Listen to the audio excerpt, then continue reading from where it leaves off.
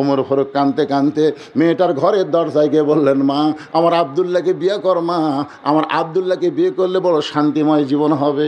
মেয়েটা বলতেছে, খালি একটা বার বলেন হোসেনের চাইতে ভালো, খালি একটা বার আপনি বলেন হোসেনের চাইতে ভালো। ওমর ফারুক বলে, যেটা বলা যাবে না কেমন বলবো, কিন্তু তুমি যে হোসেনকে বিয়ে করতে চাও সে হোসেন তো তাকে বিয়ে করবে না। তিনটা প্রশ্ন করবে, যে প্রশ্ন আমি জানি না, তার বাবাও জীবনে শোনে নাই, তাহলে তুমি কেমনে উত্তর দিবা? তোমার সঙ্গে তো হোসেনের বিয়ে হতে পারে না। মেয়েটা বলতেছে, আমি আমিরুল মুমিনিন, হোসেন কি তিনটা প্রশ্ন করবে আমি জানি না, তবে আমার ঈমান বলতেছে আমি না পারলেও আমার আল্লাহ পারাবে। লিল্লাহে তাকবীর। আমাদের ঈমান বলতেছে ফিলিস্তিনের মুসলমানের বিজয় হবে।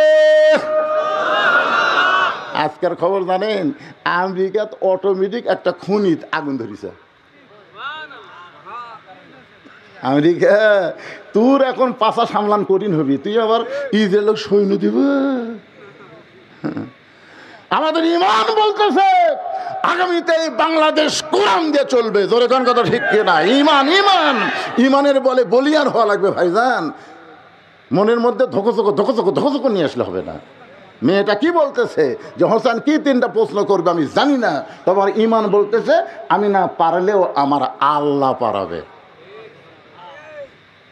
ওমর ফারুক এক দৌড় হযরত আলীর দরজা এসে বলতেছে, আলী রে তারিখ করবার আইছি।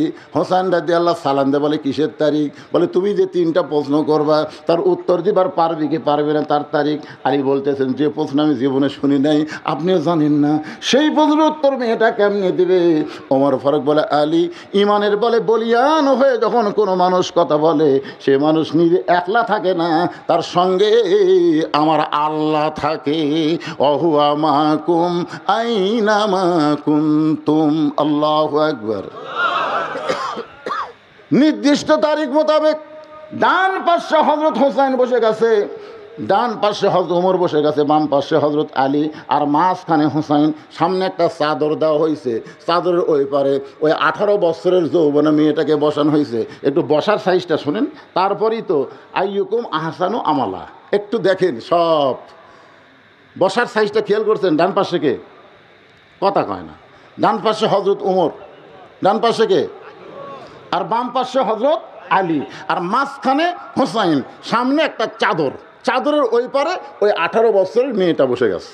এখন আপনারা বলেন বসার সাইজটা কেমন? তাহলে সামনে চাদর কেন দিল? পর্দা লাগে। তাহলে মমতাজ যে করলো মনের পর্দা, বড় পর্দা। আমাকে 14 গোষ্ঠী এমনকি যে আল্লামা শফি হুজুরকে পর্যন্ত বলেছে, ওরে শরীয়তের মৌলানা চোখ দুইটা করলা কানা, মনের পর্দা বড় পর্দা তেতুল হুজুর বুঝলো না। আল্লামা আহমদ শফিকে এই 2 টাকা গায়িকা তেতুল হুজুর বলেছে যে আল্লামা আহমদ শফি হাজার হাজার লক্ষ লক্ষ আলেমের ওস্তাদ। জোরে কোন ঠিক কিনা?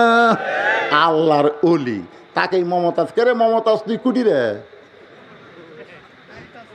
বাড়িতে আস কি কয় পাগলারা? 300 জন এমপি, একটাও নাই। আপনাকে ধামরাহাটিটা কুটিরা।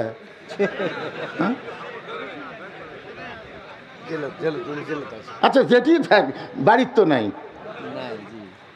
আপনি কি মনে করেন এরা তো এমপি, আমাকে বগুড়ার মেম্বার পর্যন্ত নাই।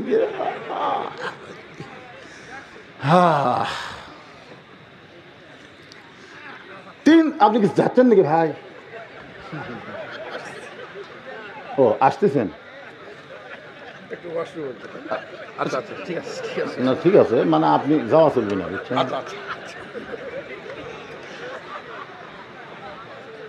না খুব ভালো লাগতেছে। এটা হাজার হাজার আল্লাহর বান্দারা 2-1 জন উঠে যাচ্ছে, আবার এদের ঘুরে এসে বসতেছে। বোঝা গেছে ভাই সেরকম যান যান। লিল্লাহি তাকবীর।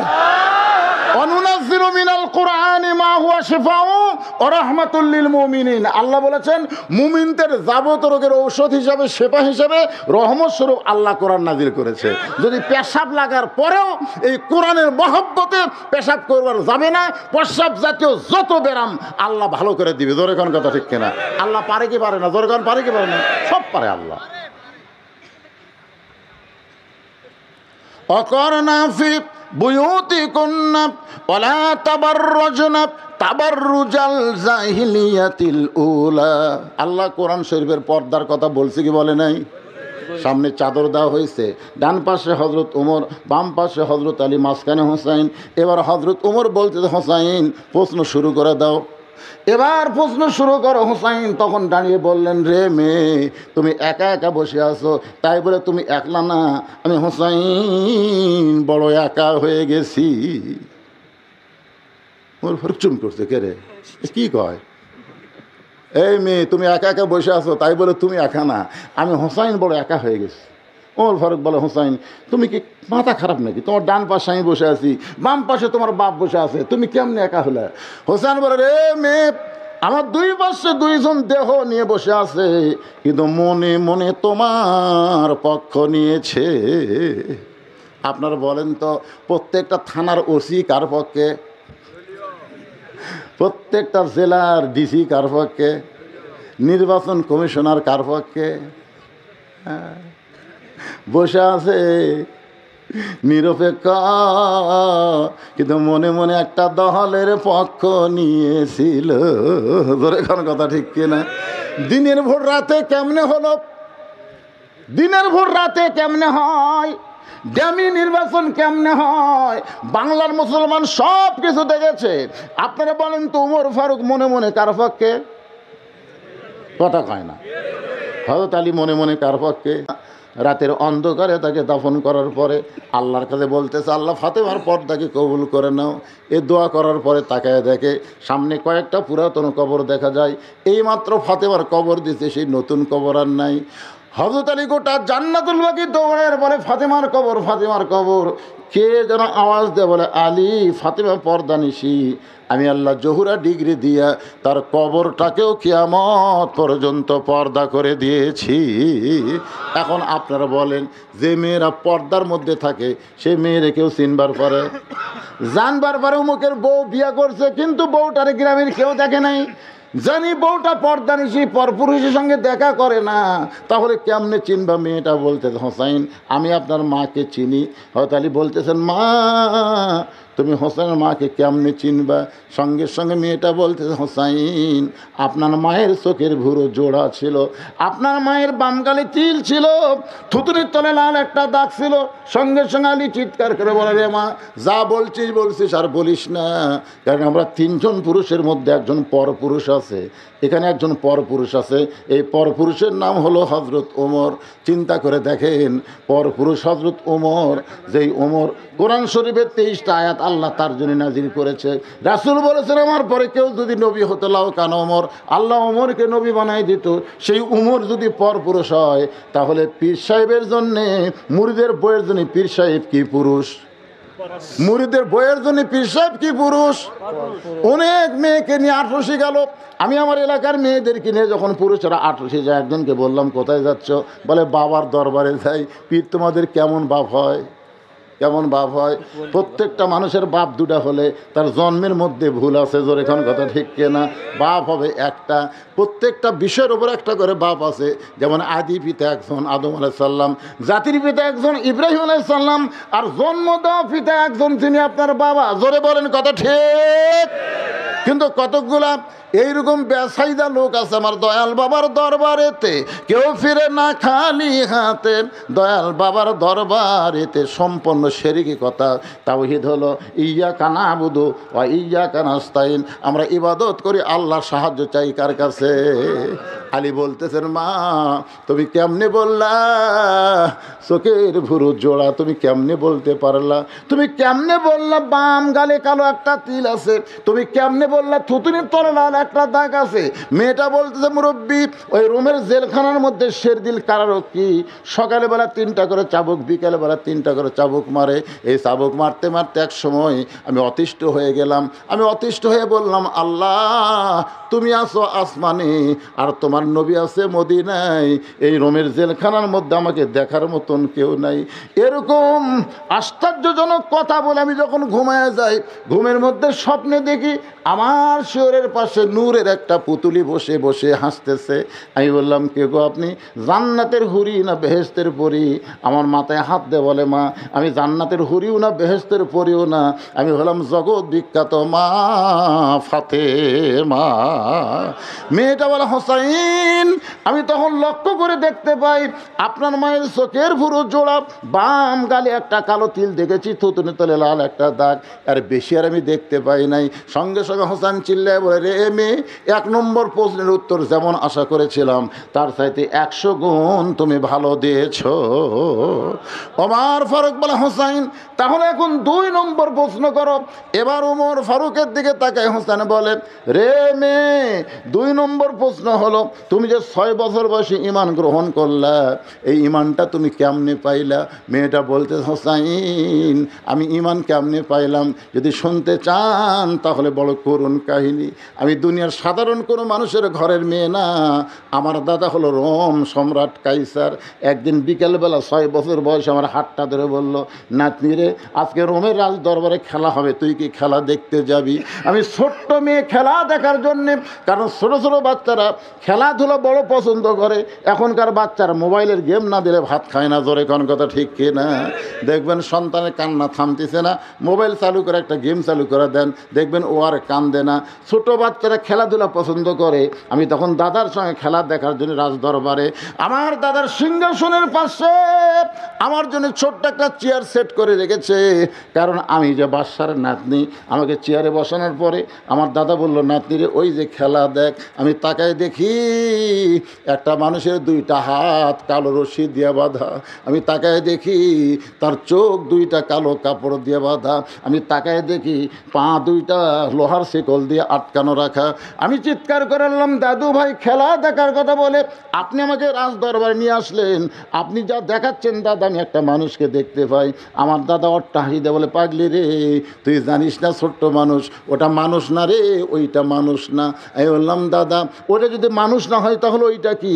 আমার দাদা বলতে তো ওইটা হলো মুসলমান, ওইটা হলো মুসলমান। কারণ ইহুদি খ্রিস্টানেরা মুসলমানকে মানুষ মনে করে না। মুসলমানকে যদি মানুষ মনে করতো তাহলে ফিলিস্তিনের ছোটো ছোটো বাচ্চাদেরকে এইভাবে এরা হত্যা করতে পারতো না, জোরে কোন কথা ঠিক কেরা? সেদিন ভিডিওতে দেখলাম একটা ছোট্ট কম্পক মনে হয় 7-8 মাস বয়সের একটা ছোট্ট বাচ্চা, একটা ইহুদি সৈন্য ওই বাচ্চাটাকে নিয়ে মাটির উপরে আছাড় মারতেছে। বাচ্চা কেটে মাথা ফেটে রক্ত বের হয়ে মগজ বের হয়ে যাচ্ছে। এরপরও তারা মারতেছে, কারণ মুসলমান করা মানুষ মনে করে না। আমেরিকা মুসলমানকে মানুষ মনে করে না, ওই ইসরায়েল মুসলমানকে মানুষ মনে করে না। আমার দাদা বলতে, ওটা মানুষ না রে, ওইটা মানুষ না, ওইটা হলো মুসলমান। আমি তখন বললাম, দাদা ওই মুসলমানকে নিয়ে আপনি কি খেলা দেখাবেন? আমার দাদা বলে, ওই যে তাকায় দেখ। আমি তখন ছোট্ট 6 বছরের মানুষ, তাকায় দেখি বিশাল একটা আগুনের চুলা, দাও দাও করে আগুন জ্বলতেছে। তারপর বিশাল একটা ডেকসির মধ্যে কয়েক মন তেল দিয়ে নিচের আগুনের তাপে তেলগুলো টকবক টকবক করতেছে।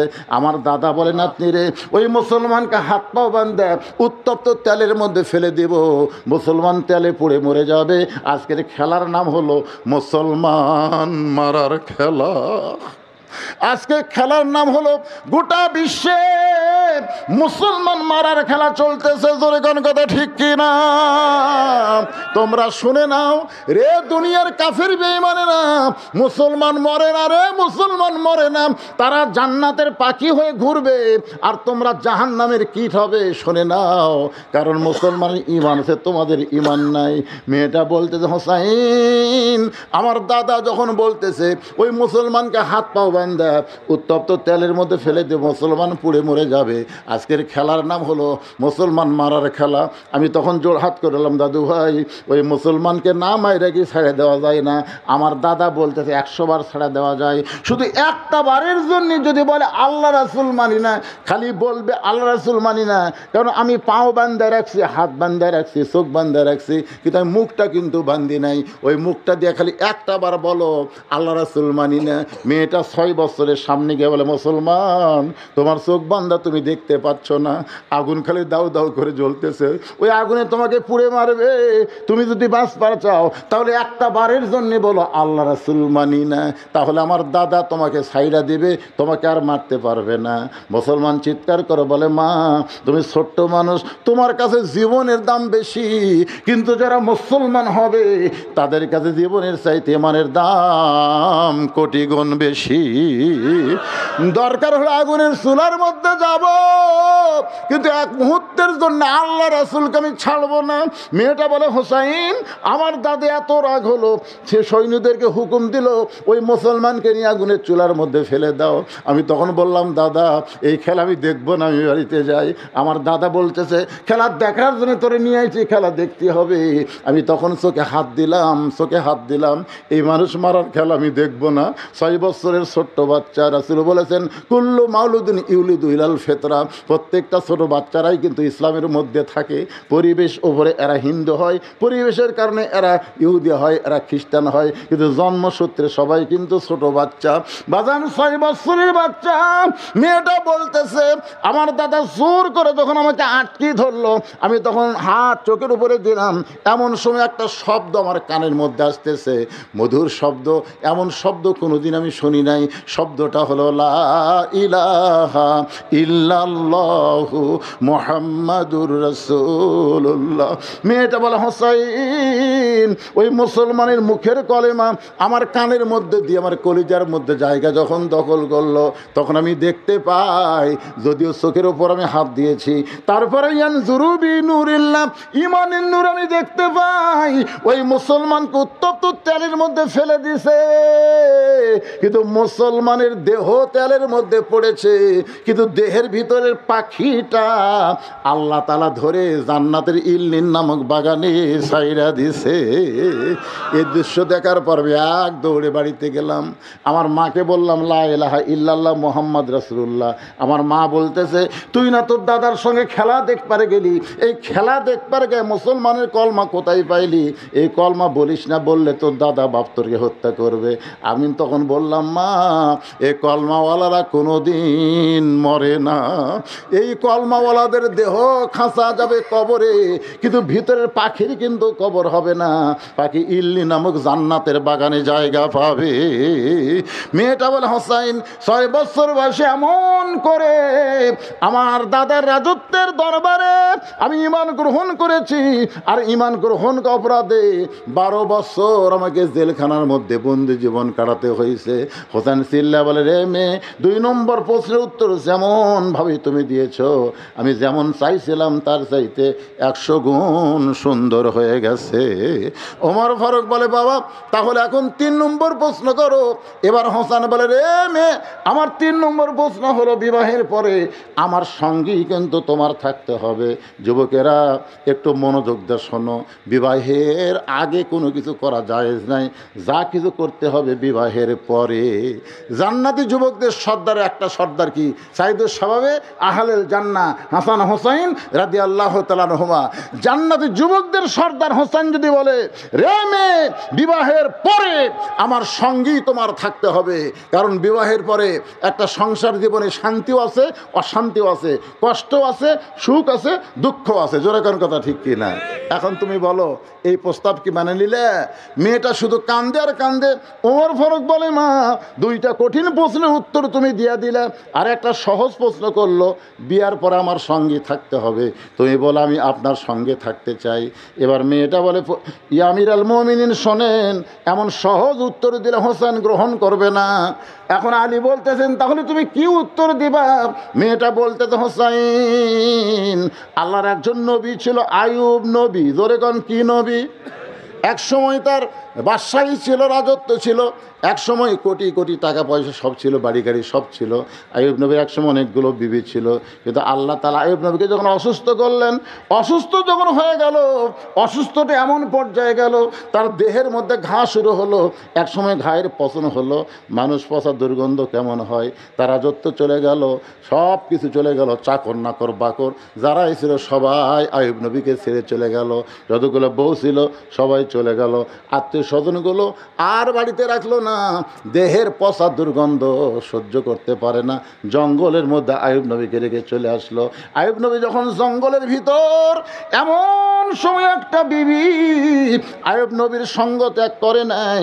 মেয়েটা বল হোসাইন, ওই বিবির নাম হলো রহিমা, রহিমার মতো আমি আপনার সঙ্গে থাকতে চাই। হোসাইন বলতেছে, এই মেয়েকে বিবাহ করতে আমার আর কোনো আপত্তি নাই।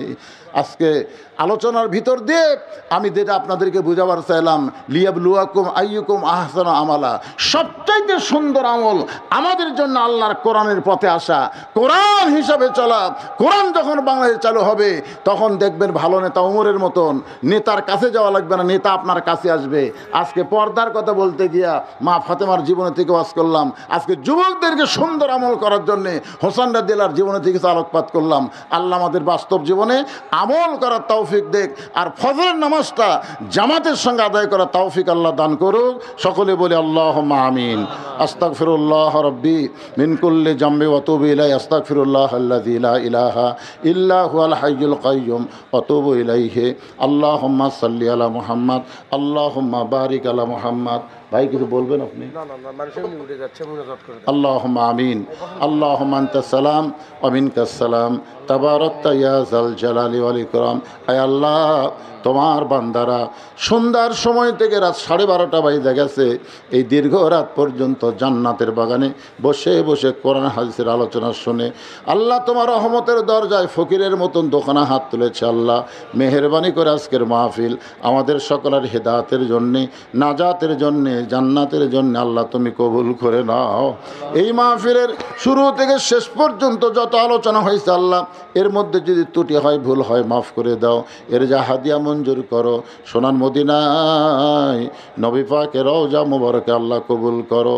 আমরা যারা হাত তুলেছি, আমাদের দরদের মা বাবা যাদের কবরে চলে গেছে, রব্বির হামহুমা কামা রব্বায়ানি সগীরা, আল্লাহ বাপ মার কবরকে জান্নাতের টুকরা বানায় দাও। আমাদের দাদা দাদি, নানা, আত্মীয় স্বজন, শ্বশুর শাশুড়ি যাদের কবরে গেছে আল্লাহ কবরবাসীদের মাফ করে দাও। এ মাদ্রাসাকে আল্লাহ তুমি কিয়ামত পর্যন্ত কবুল করো। এ মাদ্রাসা প্রতিষ্ঠা করে, জায়গা জমি দিয়া মাদ্রাসা প্রতিষ্ঠা করে আজ পর্যন্ত যারা কবরবাসী হয়েছে আল্লাহ মাদ্রাসা ওসিলায় তাদের কবরকে জান্নাতের টুকরা বানিয়ে দাও। আল্লাহ মাদ্রাসার কমিটির সভাপতি, সহসভাপতি, সেক্রেটারি, ক্যাশিয়ার, মাদ্রাসার দাতা সদস্য যারা, আল্লাহ সকলকেই মাদ্রাসা ওসিলায় জান্নাতি কবুল করো। আমার মা বোনদেরকে কবুল করো। আল্লাহ পর্দানিশী ফাতেমার চরিত্র দান করো। আজকে যারা নগদে বাকিতে দান করলো আল্লাহ সব দানগুলো জান্নাতের বিনিময় হিসেবে কবুল করো। আজকের মাহফিলের সম্মানিত সভাপতিকে আল্লাহ তুমি কবুল করো। আজকের মাহফিলের সহসভাপতিকে আল্লাহ তুমি কবুল করো। প্রধান অতিথিকে কবুল করো, প্রধান মেহমানকে কবুল করো, বিশেষ অতিথিদের কবুল করো, আমন্ত্রিত অতিথিবৃন্দদের কবুল করো। আল্লাহ আলেম ওলামাদের কবুল করো, হাদিস সাহেবদের কবুল করো, মুরব্বীদের কবুল করো, যুবকদের কবুল করো। আগামীকাল থেকে পরীক্ষা শুরু হবে, মাদ্রাসার দাখিলি পরীক্ষা আর স্কুলের এসএসসি পরীক্ষা। আল্লাহ যারা পরীক্ষা দিবে ভালো সুন্দর পরীক্ষা দেওয়ার তৌফিক দিয়া দিও। কেউ কোন নিয়তে হাত তুলেছে আল্লাহ সকলের নেক নিয়ত দেখেছে কবুল করো। আমি অসুস্থ, আমার মতো যারা অসুস্থ অবস্থায় হাত তুলেছে আল্লাহ সুস্থতার নিয়ামত দান করে দাও। আল্লাহ আমাদের সবাইকে মাফ করে দাও। রব্বানা যালামনা আনফুসানা ওয়া ইল্লাম তাগফির লানা ওয়া তারহামনা লানাকুনান্না মিনাল খাসিরিন বিরহমাতিকা ইয়া আরহামার রাহিমিন। আসসালামু আলাইকুম ওয়া রাহমাতুল্লাহি ওয়া বারাকাতুহু।